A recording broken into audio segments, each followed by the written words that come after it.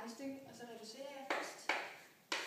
Og så sætter jeg ind i parentesen, så vil sige 19 gange x, altså 1x, det giver 19x, minus 19 gange 2, det er 38, plus 6, det giver 10x minus 5.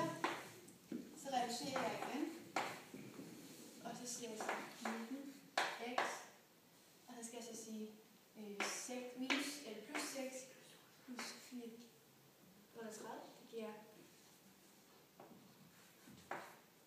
32.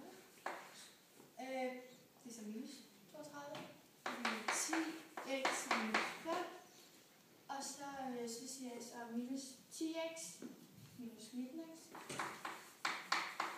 Det er 9x minus 32 minus 5. Så siger jeg så plus 32, fordi jeg vil gerne have det der væk. Og det er lige med 9x. Det er lige med 27. Og så siger jeg så, hvor mange gange går 9 op i 27? Det gør den 3 gange. Så x er lige med 3.